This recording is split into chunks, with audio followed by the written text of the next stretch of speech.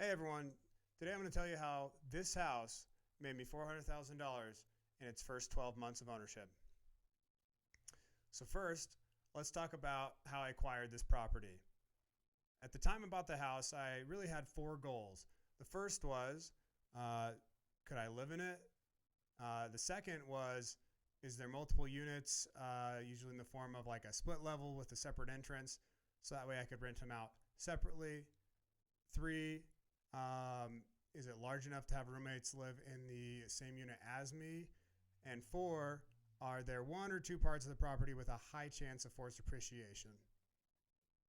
And so here's the house that I ended up getting. And let me show you how it hit all of my criteria. So it is a split level home, which is what I was looking for. And the upstairs is a 3-bedroom, 1-bathroom. And the downstairs is a 3-bedroom, 2-bathroom with a separate entrance and a separate kitchen. And each floor is just shy of roughly 1,500 square feet, making the whole house like 3,000 square feet. And one of the things I loved, it's on a massive lot, as you can see here, more than twice the size of most of the neighbors. So, it goes essentially here, and it actually goes all the way to here, down and over, as well as it has a 500 square foot detached garage right here. So here's the main house that actually was used before they built this house. It was used as like the primary living space in the early 50s, I believe. So it already had electrical and plumbing, just need to be upgraded. And so if we review the goals that I originally talked about, we can see, number one, can I live in it? Check, yes. It's hard to not get that one. Number two, can I rent it out with multiple units? Check. It's a split level with a separate entrance and a separate kitchen, making that a possibility without having to add one, which is really nice. Three, can I have roommates live in the same floor that I live in? Check. Yes, there's those two extra bedrooms and a lot of square footage. And then four, are there any forced appreciation options? And check. Yes, there's the potential lot subdivision, as well as a potential renovation of the garage to provide just more space to a potential buyer down the road. And so now I'm going to kind of share exactly what I ended up doing with it and what the numbers look like for the first year with those breakdowns. So first, with the top story, I ended up renting that on Airbnb, and I averaged $3,149 a month during the 12 months, all while living in the basement with a couple of roommates who paid $1,260 between them. And I definitely actually could have got more than that, but I figured I'd really get below market rent and live with a couple of friends than max it out but not have it be the optimal situation for me. And so between both those units, if you add that together, I was able to average $4,410 per month, which equates to $52,917 over the 12 months, which is really awesome. That's probably 40, maybe 50% more than you could get by doing anything else besides like some type of Airbnb with a split level, which definitely like isn't super ideal. And I can kind of walk you through. It's really kind of like here's just some pictures of the upstairs. It's really like a super basic Airbnb.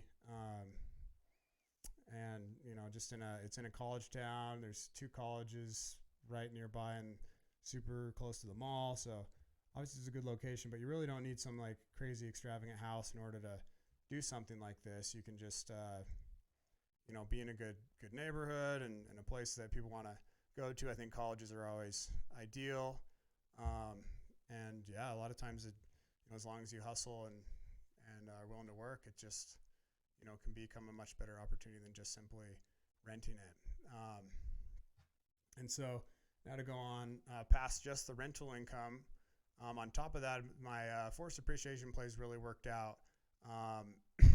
And so I was able to actually split the lot that the house sits on, and didn't have to do any major demolition, which was awesome. And so, after running some comps based on the location, I estimate the lot's roughly worth $175,000. And originally, I actually debated selling the lot, but because of my experience with construction and some, I guess, just some ambition, I actually decided to keep the lot and to be the owner builder and build a single family home with the basement being a legal accessory apartment.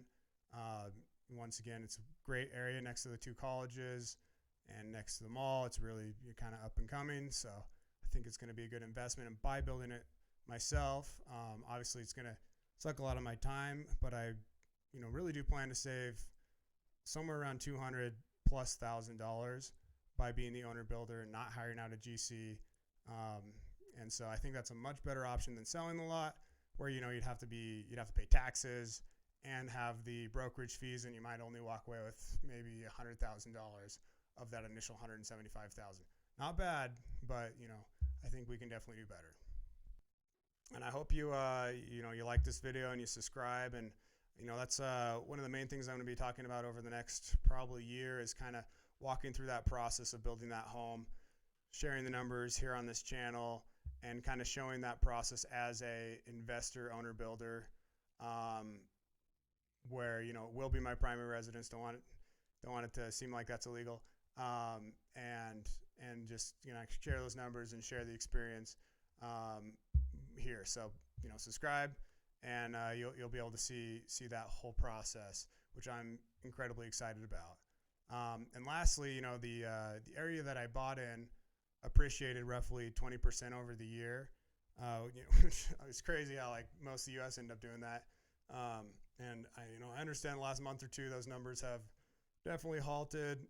Potentially, going to go down. We'll really see how that is. And luckily, that's not why I buy real estate. It's just a really awesome perk when it does happen. And so that would put the house worth roughly $600,000 to $610,000 now. And now, if you already did some quick math, the reason why that's more than 20% is because I actually was able to buy this house as an off-market deal, and ended up getting a really good price, where I ended up paying a little less than $450,000, where realistically the property probably would have gone, if it was on the MLS and not an off-market deal, for about $50,000 or $500,000. And so 20% of that turns that into $600-ish, $610,000 due to appreciation and comps. So now, if we add everything up, the total increase is so there's $52,917 for the rents, $175,000 for the side lot, $52,000 just day one from buying a good deal and making that by buying it off market and getting something that's undervalued, and then $110,000 in appreciation because 2021 was crazy, for a total of $389,917 in total, which I understand it's a little shy of the $400,000 I originally said, but don't wait, we're not done. So if you take the purchase price of the property and then divide it by 27.5, times that by your tax rate, for me that becomes $6,516 just in savings that I get to save in taxes, as well as hey, I didn't have to pay rent for a year, and I had roughly $500 a month. That's $6,000 in savings, which puts the grand total of $402,433, and that is how this house made me $400,000 in 1 year. Thanks for watching. Please subscribe.